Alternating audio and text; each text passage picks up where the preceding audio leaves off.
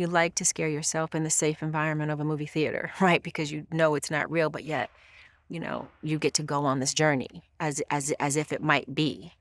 And for this movie, because you're gonna get more than a horror movie, more than scares, you're gonna get Alex Aja and the best that he does, and you're guaranteed to have some chills and thrills because he really is doing that in a masterful way these days. But you are going to get a story that has heart. I think you're going to fall in love with these boys. You're going to, I think, love the heart of this family, the struggle that they're facing. I think you'll connect to Mama. Even if you're not a mother, you'll connect to a mother loving her children so much and wondering if this is real and has she caused it, and, and can she do it? Can she fix it? And um, so I think it'll have, for the people that don't normally go to horror movies, I think this is a different kind of horror movie. It's much, much more than horror. He was wonderful to work with as a director. I think what I loved about him was that he remained open to my ideas of who this character is. I really fought hard to have us have this sound to our language. It was very important as a Black woman and as a Black family that we sound like that, and really being left in the woods and growing, that we had that sound that felt authentic. Do you see it?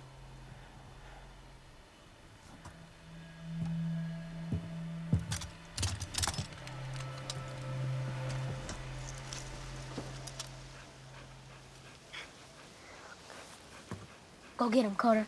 Bring us a big fat rabbit. Y'all ready?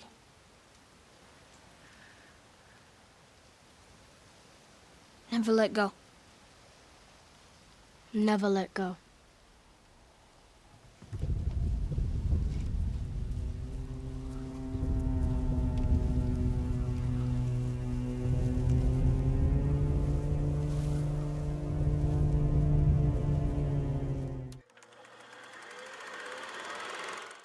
What Mama is going through with these boys is based on the life that was put upon her, the love or lack of love that she got from her own parents. So going into the world and not being fully equipped and aware of how to navigate herself, she now finds herself back in the middle of nowhere with these two boys, doing the best she can when she was only given what she got. And she's trying to sort of break those cycles in some way. She's trying to do much better for them that was done for her, but not all, but also questioning in her own mind, is this the right thing, and is this real? But also acknowledging that she's too terrified to find out if it's real. So I think she has this constant battle inside of her. And I think another theme is, I think that's what motherhood is really all about. I know I battle almost daily with decisions that I have to make as a mother, and I ask myself, is this the right thing to do? Is this the best for my child? Am I doing better than what was done for me? Am I breaking the generational, trauma cycles of my growing? Am I doing exactly what my mother did, or am I, dealing with that and trying to do better for my children? Or am I just repeating the cycle? I ask myself that constantly. And I think you'll see that Mama struggles with that. And I think that's very relatable, especially to other mothers and other women. It's playing on you boys.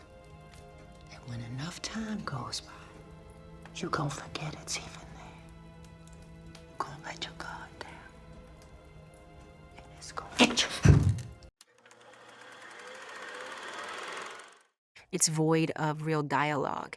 You are really going to be immersed in watching these characters do what they do. And rightfully so. Growing up like this in the middle of nowhere for 10 years, these boys don't have the normal access to language. You don't talk normally. You don't sit down at dinner and have family conversation about your day because you've gone nowhere but to the end of your rope, So there's a monotony to it that doesn't lend for big conversations about big ideas and big thoughts, And Mama wants to keep their thoughts as small as she can, to keep them there as long as she can, to protect them, right? So it was fun to sort of get into that world of monotony and what does that really look like. And I always knew that it meant there's not a lot of talking going on. They say what they need to say, but that's basically it.